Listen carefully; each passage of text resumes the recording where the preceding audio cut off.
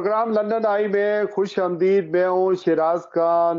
और अगर आपने मेरा ये चैनल सब्सक्राइब नहीं किया तो इसको सब्सक्राइब करें, चूँकि मैं लिल्ला बिल्कुल फ्री आवाम की खिदमत के लिए हम ये काम कर रहे हैं। और लंदन के मशहूर डॉक्टर जो है, वो मारूफ डॉक्टर जो लंदन के नवाई टाउन लुटन एंड डनस्टेबल अस्पताल के अंदर रियोमेटोलॉजिस्ट हैं, हड्डियों के, जोड़ों के, पट्ठों के स्पेशलिस्ट हैं, और ये पाकिस्तानी ओरिजिन है। तालीम यहाँ से हासिल की और कई कॉलेजेस के, कई क्लिनिक के माशाल्लाह उनको सुपरवाइज करते हैं।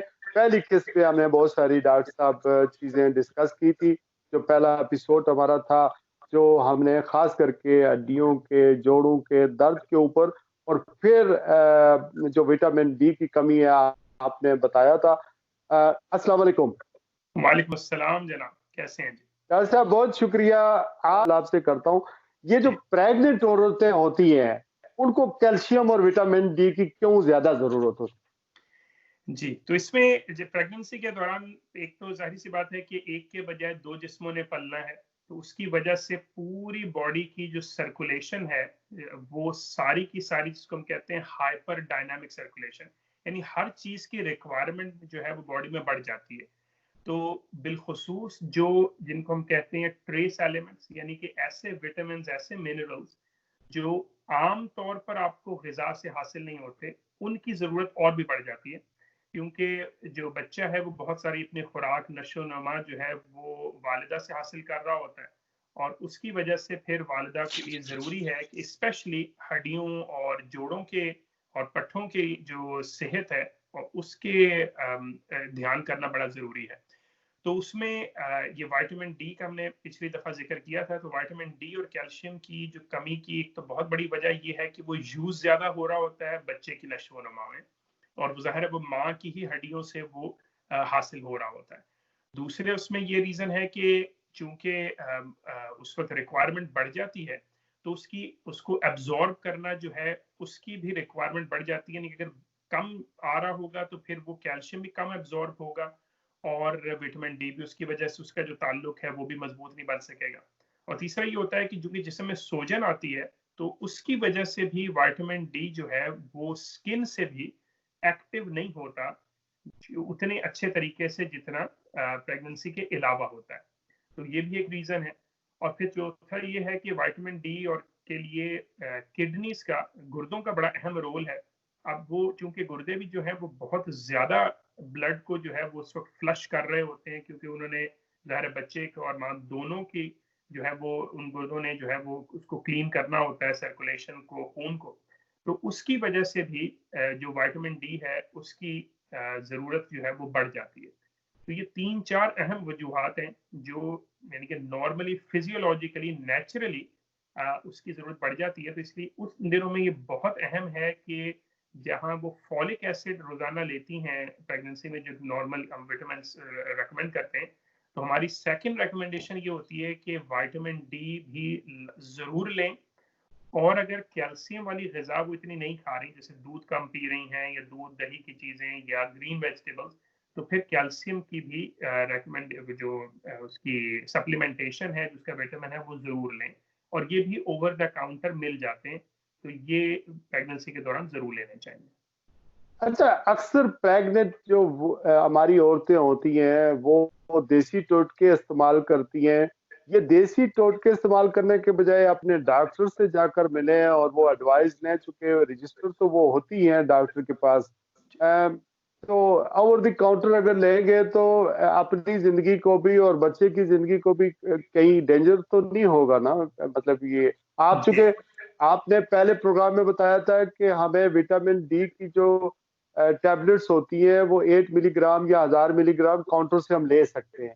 तो अगर ये प्रेग्नेंट खवातीन भी ले लें तो वो बच्चे को कोई खतरा तो नहीं होगा, या माँ को? जी, तो उसमें ये है कि ये आपने सही फरमाया कि प्रेगनेंसी के दौरान तो वैसे भी यूके के अंदर प्रिस्क्रिप्शंस जो हैं वो फ्री होती हैं। तो अगर वो जीपी से भी जाकर राब्ता करेंगी और उनसे लेंगी, तो वो भी यकीनन ले सकती हैं।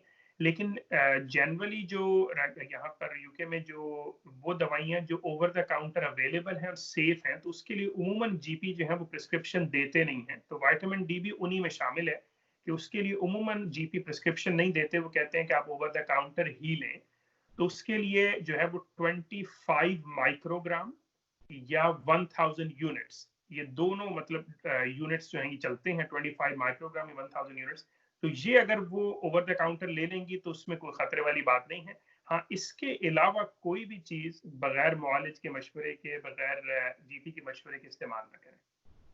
अच्छा डॉक्टर साहब, आर्थराइटिस जी या यूरिक एसिड, जी ये यूरिक एसिड या आर्थराइटिस एक ही चीज का नाम है या दो डिफरेंट चीजें? जी।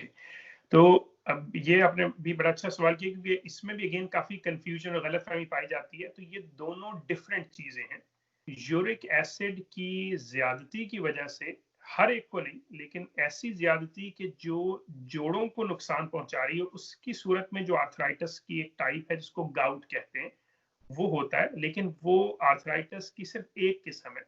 और आपके तवज्जुद से नाजरीन को, सामीन को मेरे ख्याल में ये जानकर हैरानी होगी कि अब तक आर्थराइटिस की 207 किस्में आइडेंटिफाई हो चुकी हैं। तो आमतौर पे लोग समझते हैं कि आर्थराइटिस की सिर्फ 2-3 ही किस्में हैं। ऐसी बात नहीं है, 207 किस्में हैं और तकरीबन हर साल, दूसरे साल नए आर्थराइटिस डिस्कवर हो रहे हैं। तो ये इतना मतलब सिंपल नहीं है कि जिस तरह आमतौर पे आवाम कहते हैं कि जी चलें जी, ये तो अपना हड्डियों की दर्द है, जोड़ों की दर्द है, तो कहीं से भी दवाई ले लेंगे, कोई सी भी दवाई ले लेंगे तो काम चल जाएगा, देसी टोटकों से। या तो ऐसी बात नहीं है, डायग्नोसिस बनाना बहुत जरूरी है।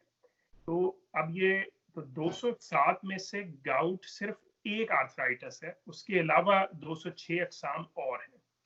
और ये सब जो आर्थराइटिस की जो टाइप्स हैं, ये बच्चों को भी असर करती हैं। मेरे पास 6 माह के बच्चे जो हैं वो भी मेरे पास जेर इलाज हैं सिवियर आर्थराइटिस के साथ, या शदीद आर्थराइटिस के साथ। और 95 ईयर्स ओल्ड जो हैं वो भी हैं। तो एक ये भी बड़ी गलत फहमी पाई जाती है कि जी आर्थराइटिस जो है वो बूढ़ों का मसला है। ऐसी बात नहीं है। मेरे क्लिनिक्स में 70 to 80% लोग जो हैं उनकी उम्र 60 साल से कम है। तो आर्थराइटिस जो है वो हर उम्र में हो सकता है। 6 महीने के बच्चे को, बल्कि पैदा नौ मौलूद बच्चे को भी आर्थराइटिस हो सकता है। और उससे अच्छा आर्थराइटिस, डॉक्टर साहब मेरी गलती है कि मुझे शुरू से पूछना चाहिए था कि आर्थराइटिस को अगर हम उर्दू में या लाहौरी पंजाबी में बयान करें या कश्मीरी में बयान करेंगे तो कैसे करें? जी। तो उसमें जो इसके लिए जो अहम जो बात है ना, वो ये है कि आर्थराइटिस जो है वो बेसिकली जोड़ों की सोजन और सोजिश, ये आर्थराइटिस है। यानी जब जोड़ों में दर्द जो है उसकी बहुत सारी वजह हो सकती है, लेकिन जब जोड़ सूजते हैं और उसके साथ सोजिश होती है कि जोड़ जो है वो या सुर्ख हो जाए, या गर्म महसूस हो, या उसको अगर आप स्पेशली सुबह के वक्त उठें और उस वक्त वो जोड़ अकड़े हुए हों, कि जिसको आपको काफी देर लगे उनको नॉर्मल होने में, तो उसको आप गर्म पानी में डालें, एक्सरसाइज करके बजाय करो। तो ये जो 3-4 चीजें हैं, इनके मजमूए को आर्थराइटिस कहते हैं। तो इसमें भी ये जो है ना वो ये इनमें ये फर्क करना बड़ा जरूरी है, क्योंकि अब जोड़ों में दर्द जो है उसकी बहुत सारी वजह हो सकती है। लेकिन लोग समझते हैं कि बस जोड़ों में दर्द है तो ये आर्थराइटिस ही होगा, ऐसी बात नहीं है। अगर तो जोड़ में सोजन है, उनमें या उनमें सोजिश है, अकड़े हुए हैं, या उनमें सुर्ख हो गए हैं, गर्म हो गए हैं, फिर उसको आर्थराइटिस कहेंगे, वरना नहीं। तो ये जो मैंने 207 किस्मों का जिक्र किया, ये जो जोड़ सूजते हैं उसकी ये किस्म है। अगर जोड़ों की दर्द देखा जाए तो उसकी, तो उसके अलावा और 20 वजूहात है। इसको कंट्रोल आप सिर्फ डाइट से करेंगे या इसकी कोई मेडिसिन, एलोपैथी में कोई रॉकेट साइंस, कोई ऐसी रेमेडी है या नहीं? जी। तो जी, ये भी बड़ा बड़ा अच्छा सवाल किया। तो पहली बात तो ये है कि डाइट का, एक्सरसाइज का जैसे हर बीमारी में ताल्लुक है, उसी तरह इसमें भी है। जितनी अच्छी डाइट होगी, जितनी ज्यादा एक्सरसाइज करेंगे, स्मोकिंग नहीं करेंगे, तो इन सारी चीजों से जो है ना वो डेफिनेटली जोड़ों के दर्द को फायदा होगा। लेकिन एक दफा अगर आर्थराइटिस हो गया तो उसके लिए आपको स्पेशलिस्ट से इलाज करवाना ज़रूरी है। और जो अच्छी बात है, जिससे आई एम श्योर कि आपको सामीन को काफ़ी जो है वो उनके लिए तसल्ली बख्श होगी, कि इस वक़्त आर्थराइटिस जो है कि जो अक्सर अक़साम जो है, मतलब 200 से ज़्यादा अक़साम, ये पूरे तौर पर काबिल इलाज है। और इनका इलाज इतना इफ़ेक्टिव है कि आजकल जो मैं मेडिकल स्टूडेंट्स को पढ़ाता हूँ और अपने जूनियर डॉक्टर्स को पढ़ाता हूँ, तो मैं अक्सर अपना हाथ उनको दिखा के कहता हूँ कि मुझे आर्थराइटिस हो सकता है। तो अक्सर वो भी, बावजूद ये कि मेडिसिन से ताल्लुक है उनका, वो भी कहते हैं कि नहीं, आपके हाथ तो नॉर्मल है, आपको नहीं हो सकता। तो मैं उनको कहता हूँ कि नहीं, मुझे आर्थराइटिस हो सकता है, लेकिन ये दवाइयों का कमाल है कि वो इतना अच्छा कंट्रोल्ड है कि आपको नज़र नहीं आ रहा। तो आपको अपनी मेंटालिटी चेंज करने की ज़रूरत है कि आर्थराइटिस जो है वो मुकम्मल तौर पर काबिल इलाज है अक्सरियत के लिए। हाँ, दवाई उसके लिए हो सकता है कि मुस्तकिल लेनी पड़े या लंबा अरसा लेनी पड़े, लेकिन अगर आप उसको बाकायदगी से लें, स्पेशलिस्ट से चेक करवाएं, उस बाकायदगी से लें, तो ये काबिल इलाज है।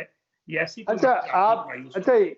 यूरिक एसिड, गाउट, अर्थराइटिस का स्मोकिंग से क्या ताल्लुक है? जी, तो उसमें आर्थराइटिस की बहुत सारी अक़साम हैं, जो स्मोकिंग से वो होती भी हैं और बढ़ती भी हैं। जिस तरह रूमेटॉइड आर्थराइटिस है, ये बहुत कॉमन है, तकरीबन 1% अवाम को पूरी दुनिया में रूमेटॉइड आर्थराइटिस है, यानी मिलियंस इसके हिसाब से इसके मरीज़ हैं। वो जो लोग स्मोक करते हैं, उनके अंदर अप टू 7 टू 10 टाइम्स ज़्यादा चांस है कि उनको वो आर्थराइटिस ज़िंदगी में कभी भी हो जाए। और जब एक दफ़ा हो गया, जब वो स्मोकिंग करते रहेंगे, ये बढ़ता रहेगा। गाउट के अंदर भी ये प्रॉब्लम है, यूरिक एसिड में और गाउट में, कि जो लोग स्मोक करते हैं उनका यूरिक एसिड ज्यादा होता है, और उसकी बहुत सारी वजूहात हैं। उसके दिल पर असरात जो है स्मोकिंग के, उसके बाद जो किडनीज पर उसके असरात हैं, उसकी वजह से यूरिक एसिड बढ़ता है। और फिर बढ़ने के साथ किसी भी वक्त वो यूरिक एसिड जब जोड़ों में बैठ जाता है, तो किसी भी वक्त वो फिर जोड़ों की सूजन और तकलीफ शुरू कर सकता है। तो स्मोकिंग जो है, ये तो मतलब जॉइंट के लिए सख्त जो है वो मुज़िर है। जैसे आम बाकी सेहत के लिए, उसी तरह जोड़ों के लिए भी सख्त मुज़िर है। और इसको बाज़ औक़ात मैं अपने मरीज़ों को साफ-साफ बताता हूँ कि जी, जितना आपने दवाइयों पर मेहनत करनी है ना, रोज़ाना उसको बाकायदगी से लेना सब कुछ, अगर आप सिर्फ़ स्मोकिंग छोड़ दें, तो आपको उतना ही फ़ायदा हासिल होगा जितनी मेरी दवाई से आपको होगा। ये दोनों बराबर हैं, इनके अपने बेनिफिट के लिए।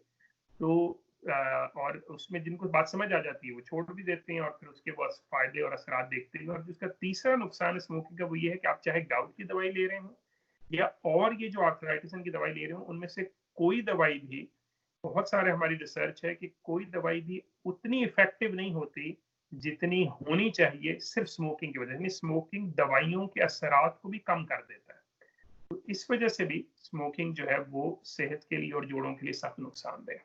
मेरे भाई स्मोकिंग करते हैं, और बार-बार मना करने के बावजूद वो बार-बार स्मोकिंग करते हैं, लेकिन उनको जब गाउट या यूरिक एसिड बढ़ जाता है, तो 3-3 दिन उनके पाँव सूज जाते हैं।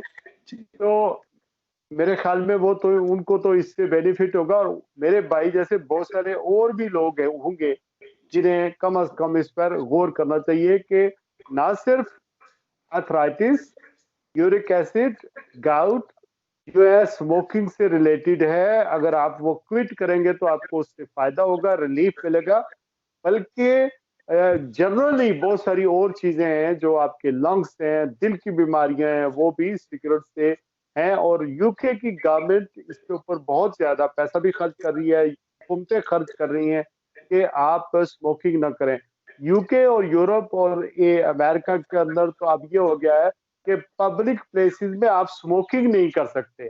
उन्होंने आपको बाहर भेजना है, चूंकि आप ना घर में कर सकते हैं, ये जुर्म बन चुका है कि जी, आप पब्लिक प्लेसेस में अपने घर में जहाँ बच्चे हों, दूसरों की जिंदगी को, क्योंकि स्मोक करने वाला आदमी दूसरों को भी नुकसान पहुंचा रहा होता है, लेकिन इसके बावजूद जो है वो लोग स्मोकिंग करते हैं।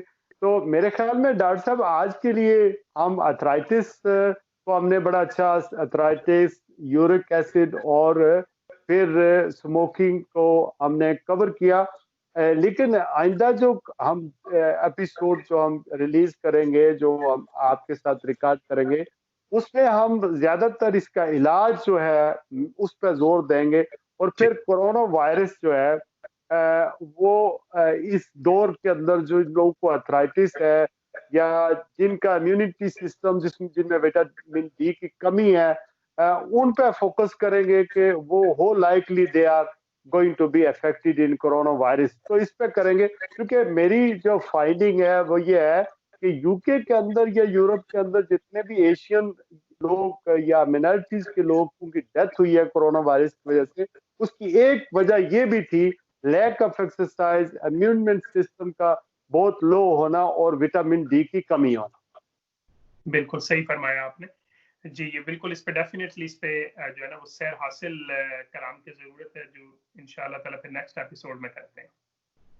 ये मेरे पास बहुत सारे सवाल लिखे हुए हैं जो आइंदा इंशाल्लाह एपिसोड्स में आपसे पूछते रहेंगे और अल्लाह ताला आपको इसकी जज़ा दे। नाजरीन, यही था मेरा आज का ये एपिसोड। इंशाल्लाह डॉक्टर खुर्रम निसार साहब के लिए आप दुआ करें कि ये बहुत मसरूफ हैं, गुनागुन मसरूफियात हैं, उसमें से मैंने इनको इनसे इनका जो वक्त है वो कार खैर के लिए और आपकी हमदर्दी के लिए, आपको एडवाइस करने के लिए, इससे बेनिफिट हासिल करने के लिए लिया। पाकिस्तान में तो डॉक्टर जो है वो नब्ज देखने के भी पैसे लेते हैं, तो यहाँ पर ये उस तरह की बात नहीं है, ये सिर्फ अपने लोगों की खिदमत के लिए है। और मैं डॉक्टर ताहिर महमूद लॉन साहब का शुक्रिया अदा करता हूँ जिन्होंने मुझे आपसे कनेक्शन करवाया और मैं आप तक पहुंचा और आप इस पर राजी हुए। अपना और अपने गिरद नवाज का लोगों का ख्याल रखिएगा। अस्सलाम वालेकुम वरहमतुल्लाहि वबरकातुहू। अस्सलाम वरहमतुल्लाहि वबरकातुहू।